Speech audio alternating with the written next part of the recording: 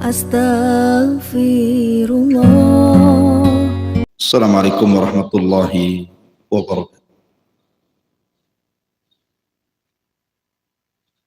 Alhamdulillah wassalatu wassalamu ala Rasulillah wa ala alihi wa sahbihi wa mawalah wa la hawla wa la quwata illa billahi wa ba'd. Alhamdulillah, di pagi hari ini telah melaksanakan salat subuh berjamaah. Kita bisa duduk untuk bertalabul ilmi di pagi hari ini. Salawat dan salam kita hadiahkan kepada Rasul kita Nabi besar Muhammad sallallahu alaihi wasallam. Lanjutkan kajian kita, masih membahas tafsir daripada surah Al-Fatihah, dan kita masuk pada ayat kedua, Ar-Rahman Ar-Rahim. Ma'asyiral muslimin yang dimuliakan Allah Subhanahu wa taala, apa itu Ar-Rahman Ar-Rahim?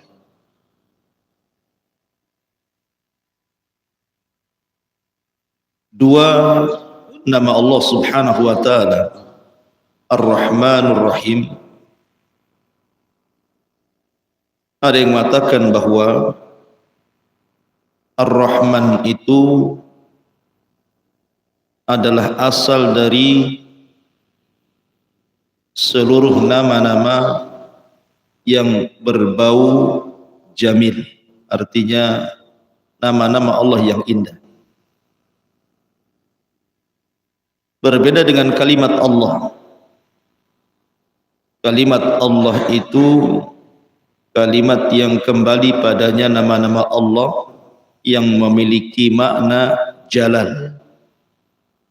Karena nama Allah itu ada dua.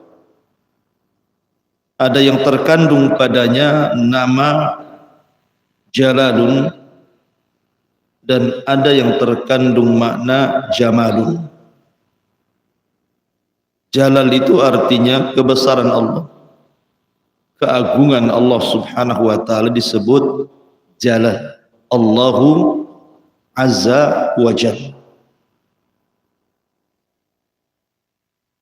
Maka seluruh nama-nama Allah azza wa jalla yang terkandung padanya sifat jalal, keagungan Allah, maka itu kembali kepada nama Allah.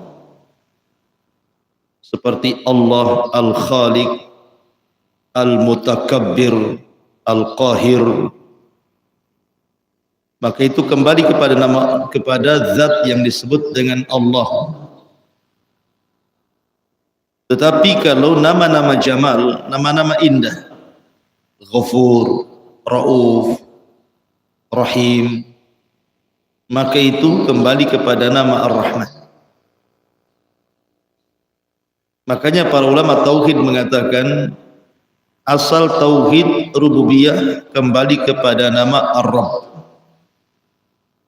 Asal tauhid uluhiyah kembali kepada nama Allah, dan asal tauhid nama dan sifat kembali kepada Ar-Rahman. Karena tauhid itu terbagi menjadi tiga: rububiyah, uluhiyah, nama dan sifat bagi Allah Azza wa Jalla. Lalu apa bedanya di sini ketika membahas tentang Ar-Rahman Ar-Rahim itu? Ulama mengatakan bahwa Ismur Rahman, nama Allah Ar-Rahman itu artinya Dzu Rahmatis Syamilati li jami'il khalaiki fid dunya walil mu'minina fil akhir. Kalimat Rahman adalah pemilik rahmat yang meliputi seluruh makhluk di dunia, dan juga bagi orang-orang yang beriman secara khusus di akhirat. Dari sini ada perbedaan Ar-Rahman dengan Ar-Rahim, walaupun kedua-duanya terkandung satu sifat yang disebut rahmat, kasih sayang. Artinya dalam kalimat Ar-Rahman sifatnya rahmah. Ar-Rahim juga sama rahmah. Tetapi rahmannya Allah mencakup seluruh makhluk. Mukminnya, kafirnya, binatangnya, tumbuh-tumbuhannya, semua terkandung pada sifat Ar-Rahman. Tetapi Rahim itu khusus, hanya diberikan kepada orang-orang yang beriman. Makanya kalau kita membaca Quran, selalunya kalimat Rahim digandengkan dengan kalimat Ghafur, Ghafurur Rahim, Raufur Rahim, Tawwabur Rahim. Tidak ada antum dapati Ghafurur Rahman ataupun Tawwabur Rahman, Raufur Rahman, tidak ada. Pasti antum akan dapati Ghafurur Rahim, Raufu Rahim, Tawwabu Rahim. Ya, karena Rahim itu rahmat Allah yang hanya khusus bagi orang-orang yang beriman. Tapi kalau Rahman mencakup semuanya. Rahmat Allah yang terkandung pada sifat rahmat, pada sifat Ar-Rahman itu mencakup semua makhluk. Berarti dari sini kalau Rahman itu umum, kalau Rahim itu khusus. Kemudian perbedaan lain antara Ar-Rahman Ar-Rahim dari segi waznu fi'il, wazan fi'il. Ar-Rahman diambil dari kata fa'lan, Ar-Rahim diambil dari kata fa'il. Apa bedanya fa'lan dengan fa'il? Kalau fa'lan itu sesuatu yang tidak istimrar, tidak terus menerus, ada akhirnya. Kalau fa'il itu sesuatu yang tidak ada batasnya. Jadi kalau fa'lan itu ada batasnya, kalau fa'il itu tidak ada batasnya. Saya contohkan. Seperti umpamanya atsyan. Atsyan itu artinya haus. Atsyan haus diambil dari wazan fa'lan. Ketika seseorang haus kemudian minum, hilang hausnya. Ataupun na'san. Na'san itu artinya ngantuk. Ketika antum tidur, hilang ngantuknya. Mardhan, sakit. Ketika kemudian antum minum obat sembuh, hilang sakitnya. Apalagi ghadban, marah. Ketika kemudian antum ridha, hilang marahnya. Begitu juga Rahman, ada batasnya. Ketika dunia ini dikiamatkan, maka hilanglah rahmat Allah Azza wa Jalla kepada makhluknya. Tapi kalimat Rahim maka akan terus menerus dan menetap. Contohnya tawil, tinggi. Antum tinggi, tidak mungkin pendek lagi. Qasir, pendek, tidak mungkin tinggi lagi.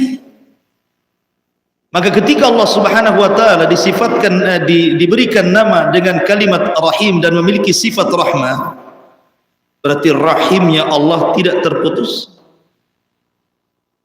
bagi orang-orang yang beriman di dunia sampai ke akhirat, sampai dimasukkan ke dalam surga. Ini perbedaan Ar-Rahman dengan Rahim, seperti perbedaan atsyan fa'lan dengan fa'il, ala wazni fa'lan ataupun fa'il. Kemudian yang ketiga, perbedaan Ar-Rahman Ar-Rahim. Kalau Rahman itu sifatnya kembali kepada zat, kepada sifat bagi Allah Subhanahu wa taala, dan itu zat Allah, kembali kepada zat. Tapi kalau Rahim itu kembali kepada perbuatan Allah. Jadi kalau rahim itu kembali kepada perbuatan, tetapi kalau Rahman itu kembali kepada zat. Ini sebagian para ulama mengatakan seperti itu. Kemudian Ar-Rahman tidak bisa disifatkan kepada makhluk, tapi Rahim terkadang disifatkan kepada makhluk, seperti Allah Subhanahu wa ta'ala mensifatkan Rasul dengan kalimat Rahim, bil mu'minina ra'ufu rahim. Jadi ada nama-nama Allah itu yang tidak boleh disifatkan kepada Allah, tidak boleh disifatkan kecuali kepada Allah. Ada nama-nama Allah itu bersyirikat antara Khalik dengan makhluk. Ar-Rahman tidak boleh disifatkan kecuali kepada Allah. Kalau Rahim terkadang disifatkan kepada Allah, terkadang disifatkan kepada makhluknya. Seperti dalam ayat Harisun alaikum bil mu'minina raufur rahim. Ini sifat Nabi sallallahu alaihi wa ala alihi wasallam. Ma'asyiral muslimin yang dimuliakan Allah Subhanahu wa taala. Rahmat Allah ada dua macam. Ada yang sifatnya umum, ada yang sifatnya khusus. Sifatnya umum yang merupakan sifat Ar-Rahman, mencakup semua makhluk, ada pada 4 perkara. Pertama ijad, yang kedua i'dad, yang ketiga imdad, yang keempat irsyad, yang kelima is'ad. Ini rahmat Allah mencakup semua makhluk. Pertama ijad. Ijad itu artinya Allah menciptakan alam semesta beserta bumi-bumi yang kita pijak sini. Ini semua ciptaan Allah. Allah menciptakan langit dan bumi. Untuk siapa? Untuk kita manusia. Kemudian yang kedua i'dad. Setelah Allah menciptakan bumi ini, Allah persiapkan.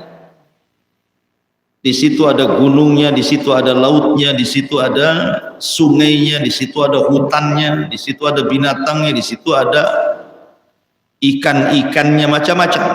Allah persiapkan itu semuanya. Baru setelah itu imdad. Allah perbanyak lagi.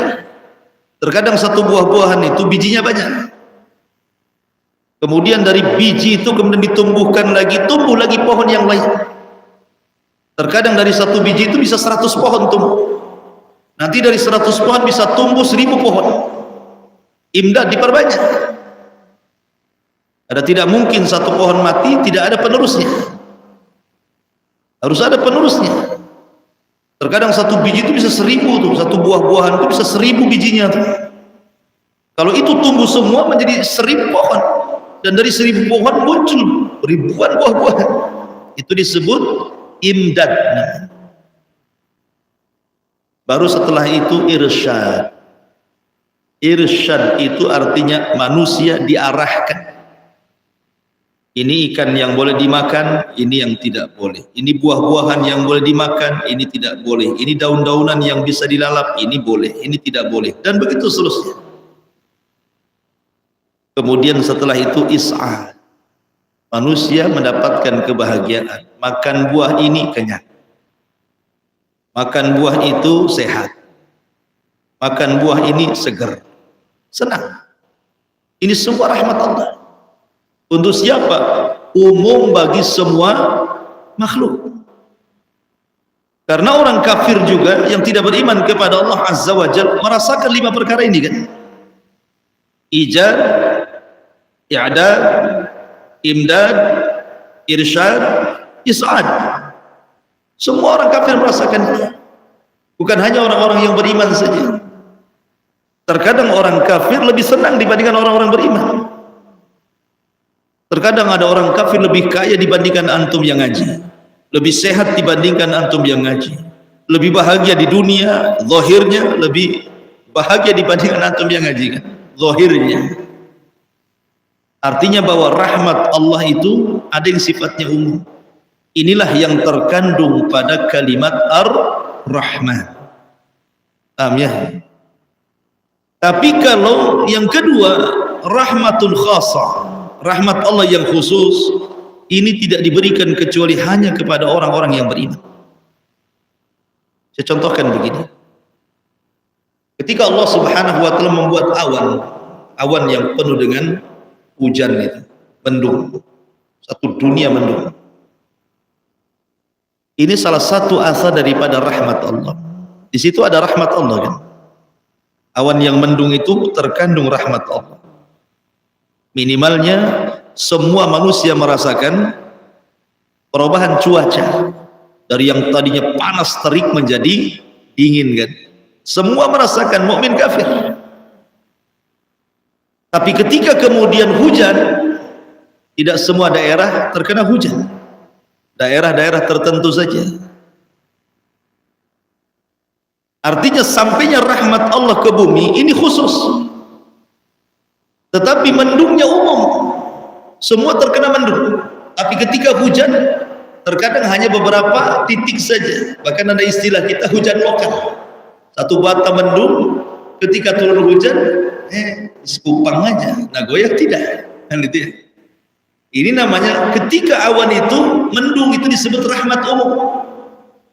Tapi ketika turunnya hujan itu disebut rahmat khusus. Analoginya seperti itu. Antum lebih paham. Masyarul muslimin yang dimuliakan Allah Azza wa Jalla. Tetapi yang antum harus pahami tentang kalimat Rahman Ar-Rahim adalah dua nama yang memiliki satu sifat yang disebut dengan rahmat. Dan rahmat Allah Subhanahu wa taala sifatnya luas. Rahmat Allah itu luas. Dan kita bisa melihat bagaimana Allah Subhanahu wa taala merahmati hamba-hambanya. Jangankan orang-orang yang beriman, iblis sendiri sudah tahu iblis itu makhluk yang jahat. Bagaimana tidak jahat? Dia menentang perintah Allah Subhanahu wa taala sehingga Allah murka dan dikutuk iblis ini. Dikutuknya tidak main-main sampai dikeluarkan dari sorga dan dijauhkan daripada rahmat Allah sampai kiamat. Dimurkai oleh Allah ketika dia mengatakan ana khairun minhu khalaqtani min nar wa khalaqtahu min tin, maka Allah mengatakan fakhruj, keluar kau dari surga. Tetapi ketika dia mengatakan fa'angdirni ila yaumi yub'atsun, ya Allah tangguhkan aku sampai hari dibangkitkan, Allah memberikan rahmatnya kepada iblis. Tetap diberikan tangguhan kan. Kalau doa iblis saja diijabah, apalagi doanya orang yang beriman. Ini kan iblis berdoa kepada Allah. Fa'angdzirni ila yaumi yub'atsun, ya Rabb tangguhkan usiaku sampai hari dibangkitkan. Allah kabulkan, Allah kabulkan. Kalau iblis saja berdoa dikabulkan, apalagi orang yang beriman. Artinya rahmat Allah itu luas. Dan memiliki asar, pengaruh-pengaruh, dan itu kita bisa rasakan. Bagaimana rahmat Allah Subhanahu wa taala yang luar biasa itu. Orang naruh biji di tanah, tiba-tiba kemudian tumbuh, siapa yang menumbuhkan? Allah. Dan itu bentuk rahmat Allah Azza wa Jalla. Masyarul muslimin yang dimuliakan Allah Azza wa Jalla. Tetapi rahmat juga ada tempat-tempatnya. Contohnya umpamanya antum masuk ke dalam masjid. Apa doanya? Allahumma ftah li abwaba rahmatik, kan gitu. Ya Allah bukakan bagiku rahmat. Ya, karena di masjid ini tempat turunnya rahmat. Kemudian dengan antum duduk seperti ini, dibacakan Al-Quran, dibacakan hadis-hadis Nabi SAW, itu juga salah satu tempat turunnya rahmat. Majtama'a qaumun fi baiti min buyutillah yatluna kitaballah wa yatadarasunahu bainahum illa nazalat alaihimus sakinah wa ghasyiyatuhumur rahmah wa hafatzhumul malaika wa dzakarallahu fiman indah. Tidaklah sebuah kaum berkumpul di salah satu rumah daripada rumah-rumah Allah, dibacakan Al-Quran, dipelajari hadis-hadis Nabi SAW, kecuali Allah turunkan ketenangan dan Allah liputi rahmat. Kemudian Allah sebut antum satu persatu dan dipuji di makhluk yang ada di atas sana. Artinya bahwa majelis ta'lim juga salah satu turunnya rahmat, hujan. Makanya kalau terjadi hujan, apa yang kita baca? Kita membaca doa, mutirna bifadlillahi wa rahmati. Kita dihujani dengan karunia dan rahmat Allah. Makanya hujan itu membawa rahmat. Orang yang berdoa saat turun hujan mustajab, karena Allah sedang membawa rahmat kepada hamba-hambanya dengan hujan. Maka itu salah satu tempat turunnya rahmat. Antum memiliki kasih sayang kepada fuqara wal masakin, kemudian antum membantu mereka dengan memberi bantuan ketika mereka berhajat kepada antum, maka Allah mengatakan, Rasul mengatakan, irhamu man fil ardi sayarhamukum man fis sama. Sayangi orang-orang di bumi, maka Allah akan sayang kepada kalian. Di situ turun rahmat. Dan banyak lagi tempat-tempat rahmat. Antum berbuat baik kepada orang tua, itu salah satu turun rahmat. Makanya salah satu doa kita kepada orang tua apa? Rabbighfirli wa liwalidayya warhamhuma kama rabbayani shaghir.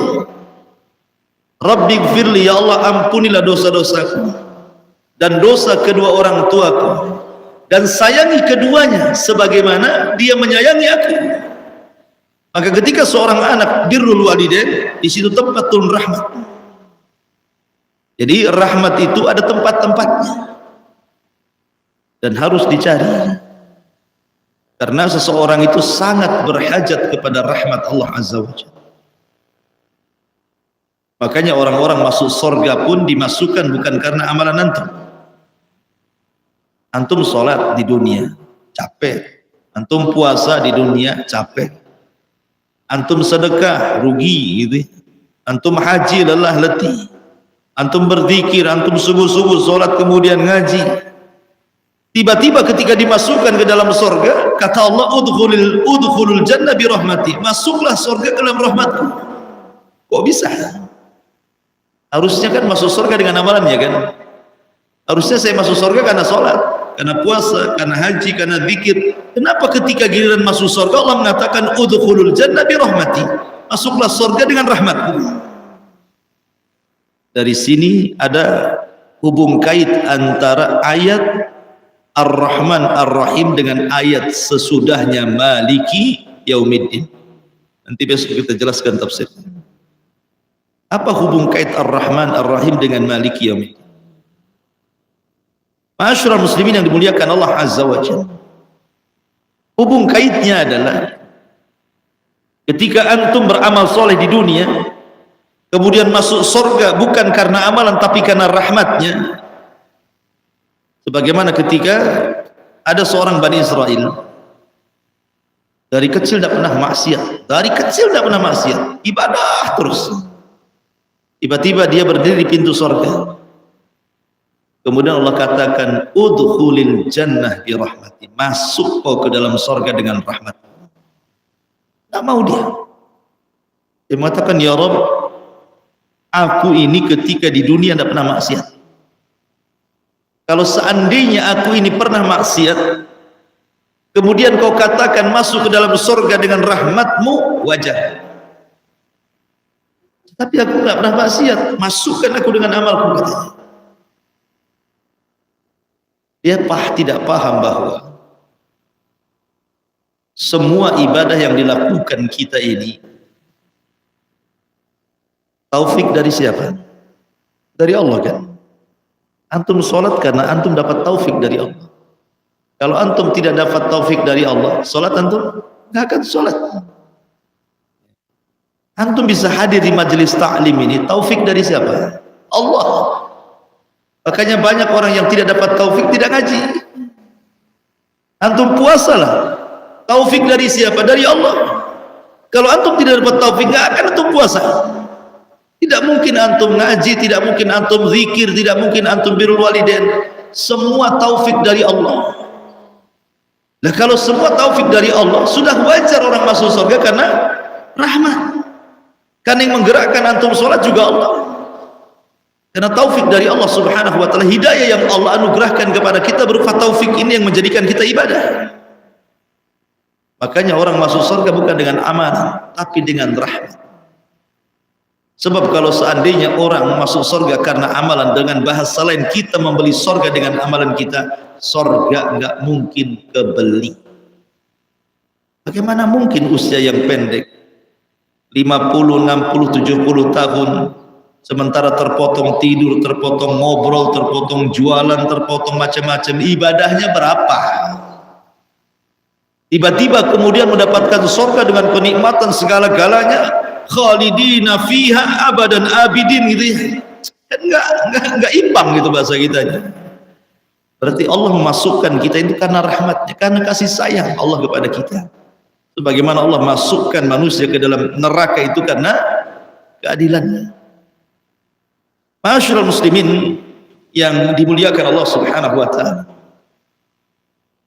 saya ingin menggambarkan betapa luasnya rahmat Allah kepada hamba-hambanya, khususnya kepada hamba-hamba Allah yang beriman. Artinya kita akan fokus kepada kalimat Ar-Rahim.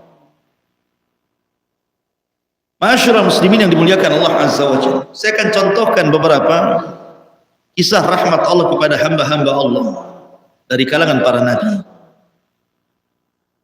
Pertama, kisah Nabi Yunus alaihi salatu wassalam.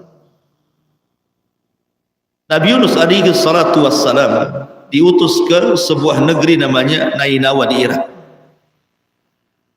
Semua kaumnya kufur, tidak ada yang beriman. Sehingga Yunus murka, kemudian mengancam kaumnya, kalau kalian tidak beriman, aku akan berdoa kepada Allah sebelum 3 hari akan turun azab kepada kalian. Hari pertama tidak ada tanda-tanda akan terjadi azab. Hari kedua juga sama. Hari ketiga belum muncul juga. Maka Yunus alaihi salatu wassalam meninggalkan kaumnya, padahal belum Allah izinkan. Sebenarnya Nabi Yunus tidak tahu bahwa kaumnya itu ketakutan, sehingga mereka bertobat kepada Allah tanpa sepengetahuan Nabi Yunus. Itu yang menyebabkan azab tidak turun. Tapi Nabi Yunus tidak tahu, dia sudah marah duluan, pergi dia dari Nainawa. Akhirnya dia safar, masuklah dia ke perahu. Tiba-tiba di tengah lautan, perahu itu berhenti tanpa sebab. Gelombang besar, perahu berhenti tanpa sebab. Siapa yang tidak khawatir? Karena takut perahu itu terbalik, maka berusaha orang-orang melemparkan beban berat perahu supaya perahu ringan. Tapi semua barang-barang sudah dijatuhkan, tetap juga perahu masih over kapasitas. Terpaksalah orang yang harus dibuang. Akhirnya kemudian terjadilah undian di antara mereka, siapa yang kira-kira diceburkan ke lautan untuk meringankan perahu supaya tidak terbalik. Rupanya setelah diundi, Nabi Yunus pula dalam undian itu keluar. Karena orang melihat dohirnya Nabi Yunus seorang alim, orang saleh, mereka tidak tega, diundi lagi. Rupanya dia lagi yang keluar. Berkali-kali dia lagi yang keluar. Nabi Yunus paham, oh ini ujian dari Allah subhanahu wa ta'ala. Akhirnya dia melemparkan diri dari kapal tersebut. Rupanya Allah sudah siapkan ikan besar, kemudian dimakanlah Yunus oleh ikan itu. Maka Yunus berada di 3 kegelapan. Gelap di perut ikan, gelap di dasar lautan, dan gelap di tengah malam. Kalau bukan karena rahmat Allah, Nabi Yunus tidak akan selamat. Karena logikanya orang seperti ini harus mati kan? Mana ada oksigen dalam perut ikan? Tapi semua karena rahmat. Makanya Nabi Yunus alaihi salatu wassalam langsung berdoa setiap hari. La ilaha illa ant subhanaka inni kuntu minadh dhalimin. La ilaha illa ant subhanaka inni kuntu minadh dhalimin. Akhirnya dengan rahmat Allah azza wa jalla, Nabi Yunus pun kemudian diselamatkan.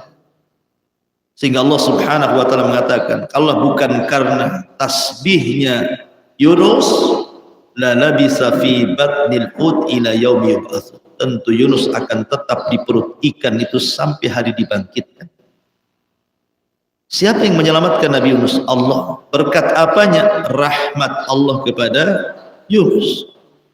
Ini pertama. Yang kedua, Nabi Yusuf. Nabi Yusuf alaihi salatu wassalam, Allah subhanahu wa ta'ala selamatkan dari kaid ikhwani, tipu daya saudara-saudaranya. Coba bayangkan Nabi Yusuf alaihi salatu wassalam ketika itu usianya 10 tahun, anak kecil usia 10 tahun belum balik, dimasukkan ke dalam sumur oleh 10 saudaranya. Dan sumur itu Allah sifatkan min ghayabatil jub. Ghayabah itu artinya saking dalamnya sehingga Allah istilahkan dengan kalimat ghayabah. Gak nampak, gelap gitu. Makanya disebut yang tidak tampak itu ghaib. Alam ghaib kan itu ya. Ghayab. Ghayab itu saking dalamnya, gelap gak nampak gitu. Bukan 10 meter, 12 meter. Saking dalamnya Allah sifatkan ghayabatul jub. Dan sumur itu di tengah-tengah padang pasir. Bisa saja di situ ada ular, ada kalajengking, ada hewan-hewan buas. Siapa yang tahu? Namanya sumur liar. Secara logika, orang gali sumur saja orang bisa mati karena kehabisan oksigen. Banyak kejadian-kejadian yang gali sumur lemes di dalam sumur karena kehabisan oksigen, sehingga saya pernah melihat orang yang buat sumur itu harus dikipasi dari atas supaya ada oksigen masuk. Nah ini Nabi Yusuf berada di kedalaman sumur itu, tetapi karena rahmat Allah subhanahu wa ta'ala, Allah tolong Nabi Yusuf. Datang para peniaga yang hendak mencari air, rupanya dapati sumur, ketika ditimba bukan dapat air, dapat anak kecil. Hadza gula, ini ada anak ini. Akhirnya dimasukkan ke dalam jualannya, dagangannya, dijual pula sampai di Mesir dengan harga murah, darahima ma'dudah. Dan itu bentuk rahmat Allah kepada Yusuf alaihi salatu wassalam, diselamatkan dari dalamnya sumur. Kemudian yang ketiga, Ibrahim alaihi salatu wassalam, ketika dia ketahuan menghancurkan patung-patung Namrud, akhirnya Namrud pun emosi dan marah dan mengatakan, a'anta fa'alta hadza bi alihatina ya Ibrahim? Kau yang melakukan ini wahai Ibrahim, menghancurkan patung-patung kami. Kata Ibrahim, bal fa'alahu kabirum hadza, yang melakukan itu patung yang gede, oh palunya di situ kok. Masa saya pula dituduh katanya. Ini tauriah. Ibrahim berdusta. Tapi Namrud paham lah, bukan orang bodoh. Bagaimana patung-patung yang tidak bisa bicara kok katakan dia yang melakukannya, katanya. Dari situ Ibrahim mematahkan hujah bahasanya. Kalau Tuhan itu tidak bisa bicara, macam mana kau minta sesuatu kepada dia? Tapi itu tidak dipahami oleh Namrud. Namrud ketika tidak bisa membantah hujah yang sangat kuat, maka Namrud pun mulai melakukan kekerasan kepada Ibrahim. Ahriku, bakar orang ini. Akhirnya kemudian Namrud mempersiapkan kayu bakar sehingga api menyala tinggi sekali. Ibrahim pun tidak bisa dimasukkan begitu saja, harus pakai manjanik. Itu manjanik itu ketepel. Orang dekat-dekat ini rumah kebakaran, mau dekat-dekat siapa yang bisa? Kadang jarak 100 meter aja masih panas gitu ya. Macam mana memasukkan Ibrahim? Kecuali Ibrahimnya diikat dulu baru dibakar. Ini enggak dibakar dulu, akhirnya bingung gimana masukkannya. Terpaksalah dimasukkan pakai ketepel. Ketepel Ibrahimnya taruh di sini, diginikan itu, dilesatkan ke dalam api. Ketika Ibrahim melesat dari ketepel di tengah-tengah ke dalam api, datang para malaikat menawarkan, datang Jibril, datang Mikail, datang Israfil untuk menawarkan, datang para malaikat-malaikat. Tetapi Ibrahim mengajarkan tawakal yang kuat kepada kita. Amma ilaika fala wa amma ilallahi fabala. Adapun aku harus meminta pertolongan kepadamu, tidak. Tetapi kalau aku meminta pertolongan kepada Allah, ya. Dari situ dia mengatakan, hasbunallah wa ni'mal wakil, ni'mal maula wa ni'man nasir. Ibrahim masuk ke dalam api, maka Allah katakan kepada Ibrahim, Qul ya Ibrahim, ya naru kuni bardan wassalaman ala Ibrahim. Api jadilah dingin, selamatkan Ibrahim. Ibrahim diselamatkan dari api yang secara logika harus terbakar hangus. Itu karena rahmat kasih sayang Allah. Allah berikan rahmat kepada Ibrahim sehingga Ibrahim diselamatkan. Kemudian kisah yang keempat, kisah Nabi Musa. Nabi Musa alaihi salatu wassalam 2 kali hampir dibunuh oleh Fir'aun. Kalau bukan rahmat Allah, Musa tidak akan selamat dari Fir'aun. Pertama, ketika Asya bintu Muzahim menemukan kotak di Sungai Nil. Kemudian pas dibuka rupanya bayi. Fir'aun datang dan hampir membunuhnya. Jangan-jangan ini bayi Bani Israel yang dimaksud dalam mimpi. Tapi Asya bintu Muzahim datang dan mengatakan, jangan kau bunuh wahai suamiku. Boleh jadi bayi ini menjadi qurratu ainin li walak, kata. Boleh jadi anak ini nanti kalau besar akan jadi penyejuk mata untukku dan kamu. Kata Fir'aun, tidak, untukmu tidak untukku, kata. Seandainya Fir'aun mengatakan iya, tentu Fir'aun dapat hidayah. Tapi dia mengatakan la qurratu ainin lak walaysa li. Ya, itu boleh jadi penyejuk mata bagimu, tapi tidak untukku. Dari sini Fir'aun tidak jadi membunuh Nabi Musa. Kenapa? Dia melihat istrinya, karena Fir'aun itu sangat cinta dengan istrinya Asya bintu Muzahim. Kemudian yang kedua, ketika Musa sudah beranjak agak besar, sudah bisa merangkak, digendong sama Fir'aun, ditarik janggutnya, hampir tersungkur loh Fir'aun. Musa ini kuat, padahal masih bayi itu, taruh janggutnya, hampir tersungkur Fir'aun itu. Kurang ajar bahasa kita yang gini. Jangan-jangan ini pula bayi-bayi Israel ini. Oh, bayi-bayi kok punya tenaga kayak orang dewasa gitu kan. Ketika itu datang Asya bintu Muzahim, jangan kau bunuh. Itu bukan bayi yang kau maksud. Kalau kau tidak percaya, uji dia. Bagaimana caranya? Letakkan api, bara api, arang yang sudah dibakar itu. Kemudian letakkan tamar, kurma. Nah, suruh Musa merangkak, mana yang diambil dia. Kalau dia berakal, pasti dia akan mengambil tamar, berarti Musa harus dibunuh. Kalau dia mengambil bara api, berarti Musa tidak berakal, berarti bukan ini yang dimaksud bayinya. Hampir-hampir Musa mengarah ke tamar, dibelokkan sama Jibril, akhirnya mengarah ke jamrah, ke bara api itu. Dimakanlah bara api itu, namanya anak-anak kan, menunjukkan Musa tidak berakal. Tapi sebab dia makan bara api, itulah pelatlah lidah Musa, sehingga dia ketika sudah dewasa, dia tidak memiliki kefasihan bicara. Wala yakadu yubin, kata Fir'aun. Oh, ini tidak bisa memahamkan, kau tidak fasih. Makanya Musa berdoa, Rabbi israh li sadri wa yassir li amri wahlul uqdatan min lisani yafqahu qawli. Ya Allah, hilangkan velat ini, gagap-gagap ini. Makanya kenapa Musa mengambil Harun untuk menjadi jubirnya, juru bicaranya, dan berdoa agar Harun diangkat juga jadi nabi.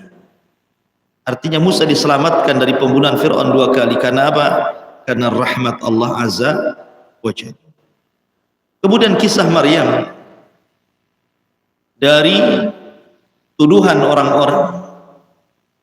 Bagaimana mungkin seorang wanita yang afifah, yang menjaga kehormatannya, tidak pernah keluar dari mihrabnya, tiba-tiba kemudian hamil di usia 15 tahun.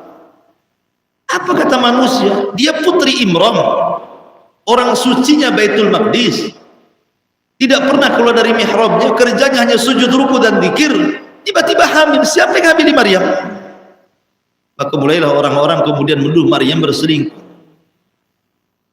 Jadi jangan-jangan Maryam ada perselingkuhan dengan rahib-rahib di Baitul Maqdis, sehingga kemudian hamil dan melahirkan. Maryam wanita suci dan tidak pernah melakukan perzinahan.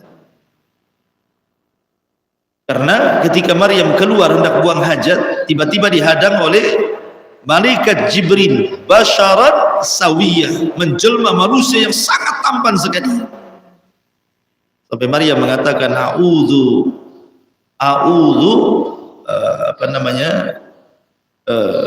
bika in kunta taqiyya, a'udzu billahi minka in kunta taqiyya. Aku berlindung kepada Allah, kalau engkau penampilanmu orang takwa, pergi kau dari sini. Tapi Jibril mengatakan tidak, aku utusan Allah hendak memasukkan ruh Isa kepada rahim. Ketika Maryam lahir Isa bin Maryam, semua orang menuduh Maryam, membuli Maryam. Tapi Allah dengan rahmatnya memberikan mukjizat kepada bayi Isa bin Maryam. Maryam, kalau kau ditanya itu bayi siapa, jangan dijawab. Isyaratkan saja kepada bayi, biar dia yang jawab gitu. Maryam kan bingung maksudnya apa kan? Karena dia tidak tahu bahwa ini akan bisa bicara. Tapi dia melaksanakan perintah Allah Azza wa Jalla. Setiap ada orang matanya, Maryam itu bayi siapa? Suruh jawab bayi. Tiba-tiba bayi ini bicara, Inni Abdullah, saya adalah hamba Allah. Kagetlah bayi kok bilang Abdullah hamba Allah. Wa ja'alani nabiyyan, dan Allah jadikan aku jadi nabi, katanya kan. Dan terus ngomong sampai akhirnya sebagian orang percaya bahwa Maryam tidak berzina. Atas dasar siapa? Rahmat Allah, kecuali orang Yahudi. Orang Yahudi karena bencinya kepada Nasrani tetap menganggap bahwa Maryam berzina dan anaknya adalah anak zina, maksudnya Isa ibn Maryam.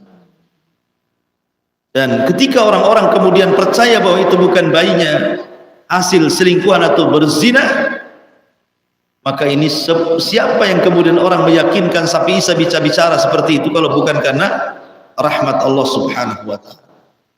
Kemudian kisah Ismail ketika hendak disembelih Ibrahim. Bagaimana Ibrahim alaihi salatu wassalam diberikan ujian oleh Allah Azza wa Jalla untuk menyembelih putranya Ismail dengan dasar mimpi. Kemudian Ibrahim mengatakan, ya bunai, inni ara fil manami anni adbahuka fanzur madza tara. Hai anakku, semalam aku bermimpi ku sembelih dirimu, cemana pendapatmu? Kalau seandainya antum bermimpi seperti itu, besoknya diceritakan kepada anak antum, kira-kira jawaban anak antum apa? Bapak aja lah kan, sudah tua katanya.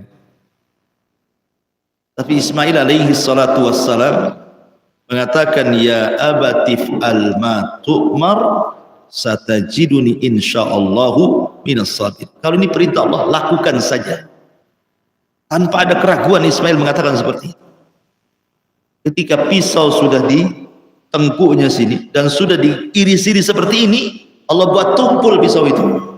Ada sudah diiris-iris gini, tapi tidak ada satupun luka. Allah buat tumpul pisaunya, menunjukkan apa? Ibrahim sungguh-sungguh nyembelih. Karena sudah diiris-iris begini kan, berarti kesungguhan.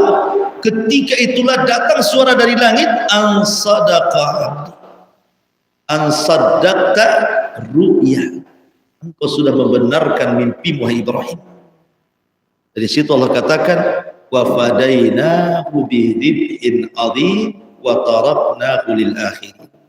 Kami ganti Ismail dengan sembelihan yang besar, maksudnya kambing. Akhirnya Ismail tidak jadi disembelih, maka kambing itulah yang disembelih. diselamatkan Ismail dari penyembelihan itu berkat rahmat dan kasih sayang Allah. Tidak jadi disembelih.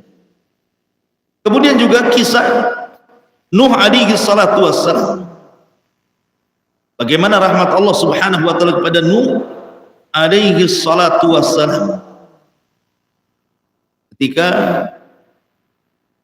Kan'an putranya Nuh tidak mau naik ke perahunya. Sementara banjir itu besar sekali. Banjir itu, kalau seandainya Nuh tetap memaksa Kan'an masuk ke dalam perahunya dan terus mengejar Kan'an, bisa saja perahu itu terguling. Tapi Allah subhanahu wa ta'ala dengan rahmatnya mengatakan, innahu laysa min ahli, itu bukan keluarga wahai Nuh, pergi kamu selamatkan dirimu. Makanya kemudian Nuh pun naik ke perahu dan menyelamatkan orang-orang yang beriman dan membiarkan Kan'an tenggelam, karena itu bukan keluarganya. Dan diselamatkan Nuh alaihi salatu wassalam dengan mengatakan innahu laysa min ahlik, dia bukan keluargamu. Ini rahmat siapa kalau bukan Allah subhanahu wa ta'ala? Ma'asyiral muslimin, ini cerita para nabi. Sekarang cerita orang-orang terdahulu. Ma'asyiral muslimin yang dimuliakan Allah azza wa jalla, di zaman Bani Israel ada seorang wanita pelacur. Taulah wanita pelacur. Zina itu salah satu dosa dari dosa-dosa besar dan menjauhkan manusia dari rahmat Allah azza wa jalla. Karena kita tahu bahwa yang namanya azab itu lawan daripada rahmat. Ketika antum mendefinisikan rahmat, apa itu rahmat? Orang dijauhkan dari rahmat, maksudnya didekatkan dengan azab. Ya, kalau didekatkan dengan azab berarti dijauhkan dari rahmat. Ketika didekatkan dengan rahmat berarti dijauhkan dari azab. Jadi lawan daripada rahmat itu azab, itu maksudnya. Makanya perhatikan ketika Allah mengatakan inna arsalnaka illa rahmatan lil alamin. Sesungguhnya kami utus engkau wahai Muhammad kepada manusia itu sebagai rahmat. Ketika Allah subhanahu wa ta'ala mengutus Rasul sallallahu alaihi wasallam sebagai rahmat bagi semesta alam, maka umat ini tidak akan pernah diazab seperti azab yang pernah ditimpakan kepada umat-umat sebelumnya. Wa ma kana Allahu mu'adzibahum wa anta fihim. Dan Allah tidak akan mengazab manusia sementara kau ada di situ. Kenapa? Karena adanya Rasul sebagai rahmat, sehingga Allah tidak turunkan azab. Oke, ini ayat ini Allah katakan wa anta fihim, sementara engkau berada di situ. Sekarang Nabi SAW sudah meninggal. Apakah kemudian rahmat itu akan dicabut dan umat akan diazab seperti umat-umat sebelumnya? Tidak. Walaupun Nabi SAW sudah meninggal dunia, rahmat Allah tetap. Kenapa? Karena Nabi SAW wafat meninggalkan penerusnya. Siapa penerus Nabi SAW? Para ulama yang memegang kepada Al-Quran dan Sunnah. Sementara Quran dan Sunnah adalah penerus rahmat Allah. Makanya kenapa Allah mengatakan Ar-Rahman 'allamal Quran. Ar-Rahman 'allamal Quran. Jadi Quran itu membawa rahmat. Sementara ada Quran di bumi, tidak akan turun azab. Maksudnya azab seperti azab-azab umat terdahulu. Sebab kalau Allah memurka kepada sebuah kaum umat dahulu, habis, tak tersisa. Lihat kaum Ab, habis, kaum Samud, habis, kaum Madyan, habis, semua umat para nabi habis, enggak tersisa satu jiwa pun hidup. Tetapi ketika Rasul diutus, walaupun sudah meninggal, tetap rahmat Allah itu diturunkan dengan adanya Al-Quran dan Sunnah Nabi SAW. Yang ingin saya katakan bahwa rahmat dengan azab itu sesuatu yang kontra. Kalau ada rahmat hilang azab, ketika hilang rahmat datang azab. Ma'asyiral muslimin yang dimuliakan Allah, seorang pelacur dekat dengan azab karena perzinahan itu dosa besar. Wa man yaf'al dzalika yalqa athama yudha'af lahul adzab, kan gitu ya. Wala taqrabuz zina innahu kana fahishatan wa sa'a sabila. innahu kanat mustaqarrun ila akhir sampai kepada ayat wa man yaf'al dzalika yalqa asama. Siapa yang melakukan perzinahan berarti dia melakukan dosa besar. Yudha'af lahul adzab, dilipatkan azabnya, ya kan? Tapi wanita pelacur di zaman Bani Israel, tiba-tiba dia haus, kemudian mencari sumur, dapatlah sumur, masuk ke sumur, minum dia. Nah, kayak gini minumnya. Pas pula gitu kan. Akhirnya kemudian habis minum, datang pula anjing. Lagi kehausan pula anjing itu. Kasihanlah wanita ini. Susah-susah dia masuk ke sumur, dengan sepatunya diambil, hampir dia celaka dan meregang nyawa gara-gara ngambil air untuk anjing itu. Naik dia ke atas, dikasih minumlah anjing itu. Lepas minum anjing gak usah dipraktekkan lah. Jadi akhirnya kemudian selamatlah anjing dari kematian. Akhirnya apa? Datang rahmat Allah. Irhamu man fil ardi sayarhamukum man fis sam. Rahmati orang-orang yang di bumi, termasuk merahmati binatang, turun rahmat. Walaupun dia seorang pelacur yang harusnya datangkan azab, tapi ketika dia memberi minum anjing dan keikhlasan, turun rahmat. Tidak jadi diazab, Allah masukkan dia ke dalam surga. Kenapa? Karena Rasul mengatakan dalam hadis kursi, Allah berfirman, inna rahmati wasi'at ghadabi. Sungguhnya kasih sayangku lebih diutamakan dibandingkan kemurkaan. Zina kemurkaan, tapi memberi minum dan memberikan kasih sayang kepada anjing, kasih sayang. Dan Allah mendahulukan rahmat dibandingkan murka. Masyaallah muslimin. Tapi sebaliknya, orang yang tidak punya rahmat, apa kata Rasul? Udzibatim ra'atu fi hirratin habasatha. Ada seorang wanita masuk neraka gara-gara seekor kucing, kata Nabi. Kenapa orang ini masuk neraka gara-gara seekor kucing?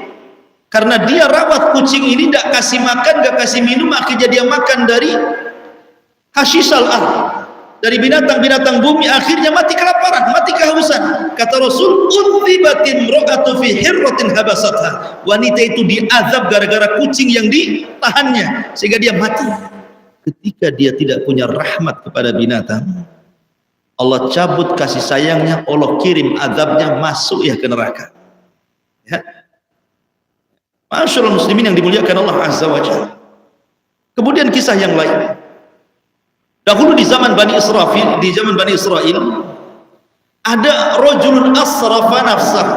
Jadi orang ini berbuat dosa terus tidak pernah dia mengamalkan amal satupun. Kenapa kita tahu dia tidak pernah mengamalkan amalan satupun?